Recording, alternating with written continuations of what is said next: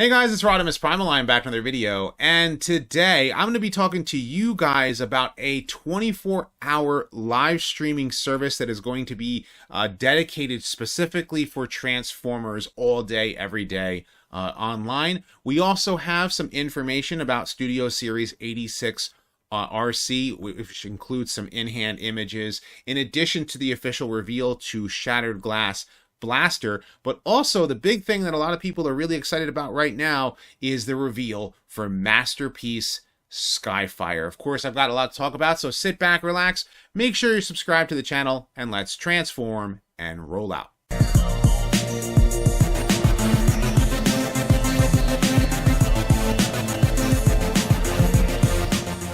So normally I would have my consider supporting the channel on Patreon and, becoming a channel member or purchase some merch. And I normally always do that at the beginning of my videos. But I wanted to first and foremost thank each and every one of you who continue to subscribe to the channel, watch this, as well as my second channel, which is RodimusPrimal Talks, which I'm going to be putting some more content on that channel in the coming weeks.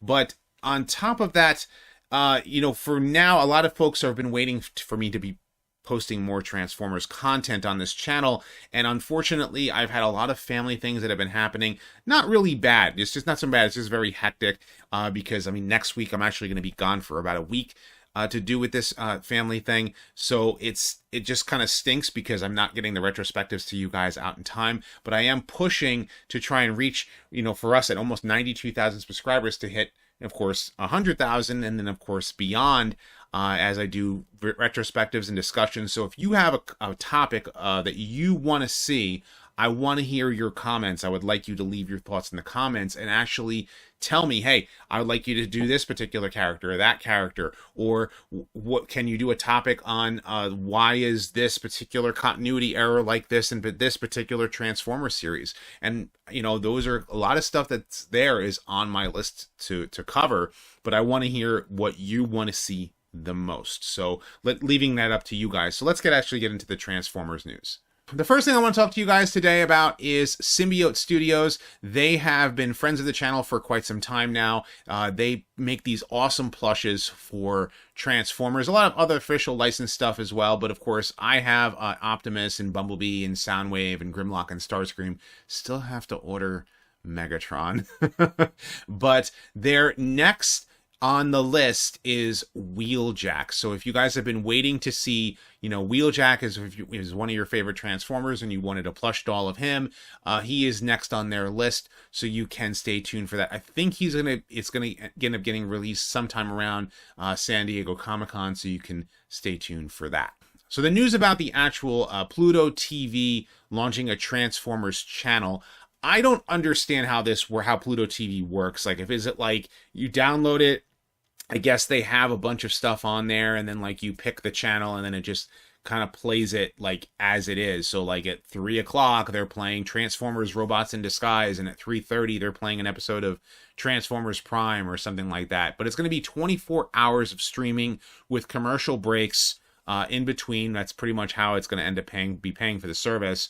And it's just dedicated to Transformers. So you could probably expect to see all of it that you can find online at any time, but this is just another way for you to be able to watch Transformers whenever you want, especially if you're trying to introduce it to some folks and you just kind of want to just let it sit there and play.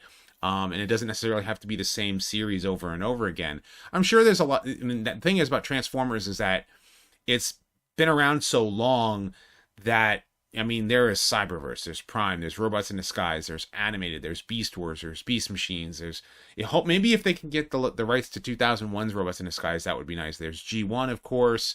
All of that stuff could be playing at any time during the day. And then, of course, you have other options too. You have Tubi, and you have, the episodes are getting uploaded on YouTube through Hasbro's official channel. But if you guys know about the original G1 cartoon, of course, the Shout Factory DVDs still remain the best way to watch the G1 cartoon, specifically because it has more of the animation errors corrected, allowing you to see, hey, okay, this, these colors were actually corrected before it was broadcast on TV. Those are kind of things that I've talked about in a G1 series retrospective, if you guys are not familiar with that. But that's pretty much what this is. And I think it's kind of cool. It's just adds more ways for people to watch Transformers at any time. Because I don't think you can watch Tubi on, outside of the US, and I think that like YouTube might have it restricted to certain regions, and maybe Pluto might actually allow for more of a global thing. I don't know how it actually works. Oh, it's actually debuting June 13th is the date that you'll be able to do so. So that's in about 10 days. So you can stay tuned for it. It's kind of cool. Very cool thing to see. I had already done a short with Shattered Glass Blaster specifically, where it was just basically showing off a lot of the images for him. He does look cool. Now here's the thing. IDW is doing a part 2 to the comic book. It's going to be a 5-issue limited series, Shattered Glass 2. I don't know if it's going to conclude the story of Shattered Glass, or if it's just going to be like one adventure with a bunch of the different Shattered Glass figures that, that feature in the comic book. But I believe I already know that Shattered Glass Ultra Magnus comes, I think, with issue 1. I think Blaster is going to be issue 2. And then I think we're going to see who is going to be for issue 3, issue 4, and issue 5. What other characters. I wouldn't be surprised if Hot Rod is one of them. Maybe it might be like a Dark Rodimus, what have you. But we'll see. We'll see. But it's definitely going to be Rewind in these darker colors. And he does look cool. You guys know I'm not big into collecting Shattered Glass. I think the color schemes are cool. I think it's very neat for people who are big into Shattered Glass and the whole concept of a dark mirror universe where the evil Autobots fight the heroic Decepticons. I think a lot of people are asking, hey, where are the heroic Decepticons? We're not seeing enough of them. But still, Blaster is cool. It is a cool mold. I think it's the best version of Blaster we've ever had as far as like even the G1 one, like the regular colored one. So I definitely recommend getting him. And if you're a big fan of Shattered Glass, go for it. So the official reveal is out, so you can actually pre-order him now. The big thing that a lot of people have been talking about with Studio Series 86 Arcee is whether or not she's worth it. And that really comes down to is, well, I have the Kingdom and Earthrise one, so I don't need another Arcee. Or I have the Thrilling 30 Arcee. And I have Takara Legends Arcee. I have Earthrise Arcee, and I've repainted Earthrise Arcee to try her make her more G1 accurate. There's a lot of things with both figures that I'm just not pleased with. And it's like, I still want a better Arcee figure. And I get it. If you're like, well, this Arcee works for me. Or even the new Studio Series, the regular one for the Bumblebee movie. That one is kind of cool too for a pre-Earth mode Arcee. But what we've been trying to get for a long time is, hey, I want a more accurate G1 movie Arcee. The character that came out in the movie. She just not has gotten her due for so long. And this is the original Thrilling 30 mold right here. And in the original colors. I have the Takara Legends one, which is more G1 cartoon accurate. But this is the one that they use specifically for, I would consider this one to be like IDW Arcee. In these colors and in the, the way the mold is and everything. But that's just, who she is. And she came with a lot of weapons, but she had some issues, like the way that her car mode actually transformed and how it is kind of cool how it's all incorporated in there and the way the legs actually fold in. But the biggest problem I had was her hands. They could not hold the gun.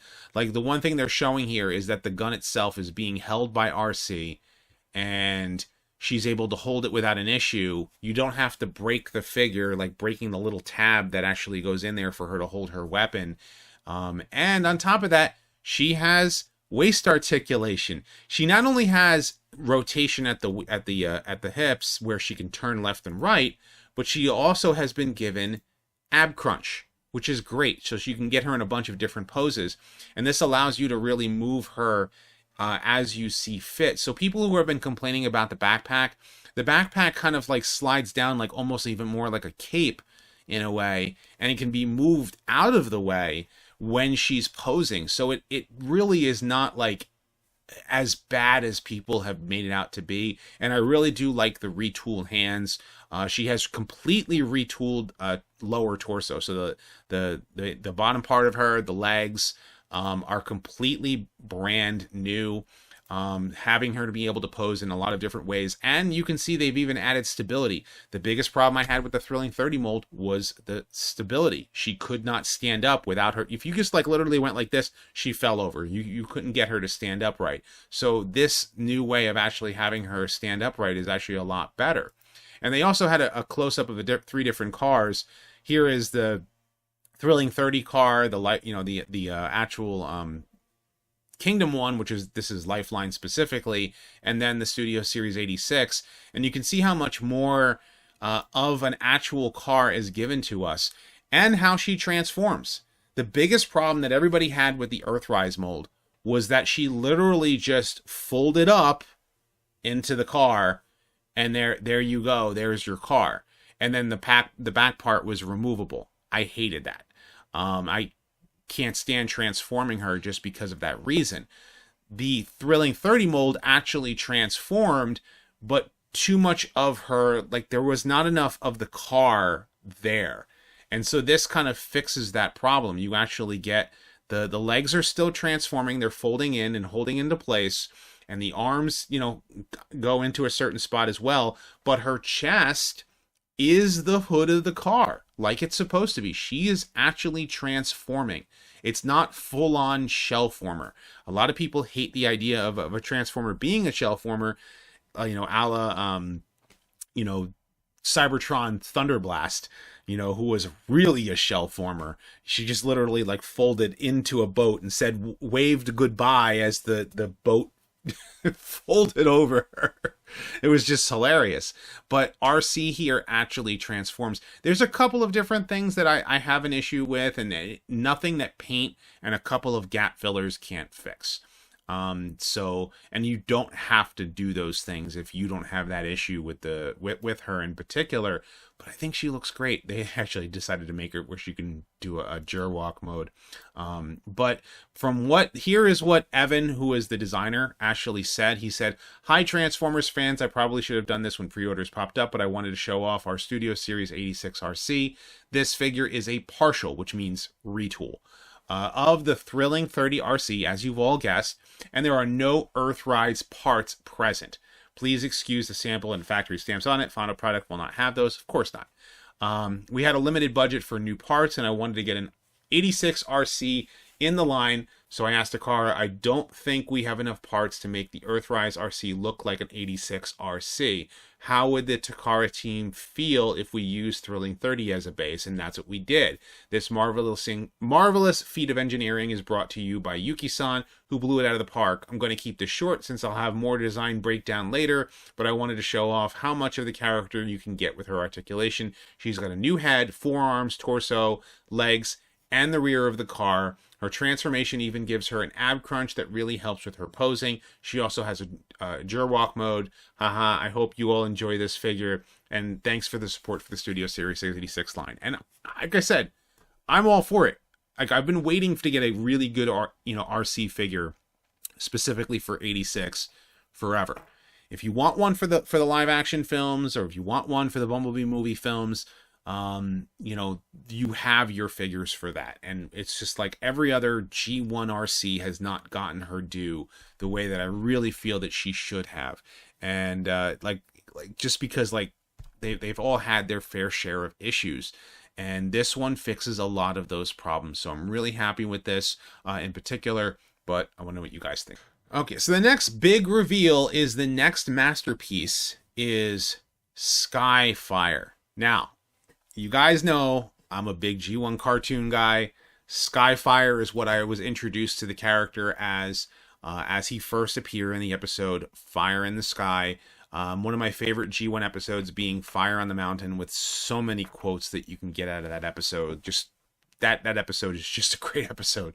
But here, Skyfire himself, or Jetfire, the toy, was never released in Japan as Jetfire, the actual G1 toy, and that had to do with a lot of licensing deals, and so they couldn't actually bring that toy back over to Japan and release him as either Skyfire or Jetfire.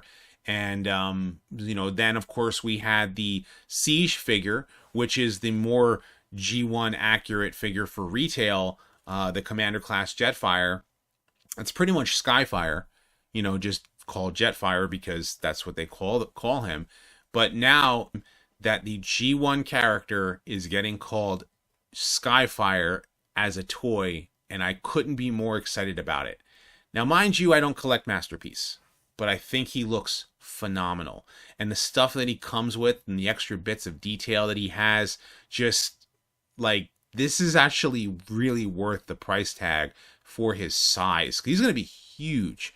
You can already see he comes with a bunch of different minifigures, and he has the ability to swap his Autobot and Decepticon symbol out. But let's actually get a closer look at him. You know, the robot mode is very posable, like you would expect a Masterpiece figure to be. Has posable fingers. And then, of course, like we had said, that you can switch out his Autobot and Decepticon symbol.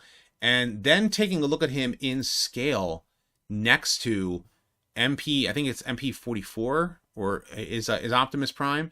And then, of course, you have Ironhide and a Bumblebee and Spike. To see his scale, he's big. He's huge. Very large figure. And he actually comes with a faceplate that gives him the battle mask like you would expect him to be Jetfire. So it's like literally a Jetfire battle helmet, and he can split the rocket pack in two to more, you know, be like the G1 figure as he originally was intended to be. And he still has the Jurwalk mode. And the biggest thing that he comes with, a bunch of his accessories, comes with a little Optimus Prime, a little Wheeljack, and a little Jazz, in addition to the faces, which includes the battle mask, the difference in Autobot and Decepticon symbol, and a battle stand, or, you know, a flight stand, which is, I think, is awesome. Just because, you know, it actually comes to the stand as it needs to. Because take a look right away. He can actually do the whole Jurwalk mode, you know, with his legs to land. And they even show, this I thought was hilarious. So you have Optimus there, you know, putting his hand on just like Fire on the Mountain, but then he actually has like the ramp there for Autobots to come, you know, to come out of, and Wheeljack is coming out of him, just like in the episode. I believe it was Attack. That's right. It was Atlantis Arise, where Skyfire landed on the tanker, and then Hound and Spike came out. And, you know, of course, where it's positioned kind of looks a little bit questionable, but you can already see that that's not exactly where the part, you know, is. It's just specific, like that's where the cargo bay is. And so they kind of corrected that in the actual design. So I think it's a very cool, you know, touch to have him have all of this ability to, you know, for his posability. It's just a great looking figure. He can open up the top of his head so you can see his memory bank, just like he had in Fire in the Sky.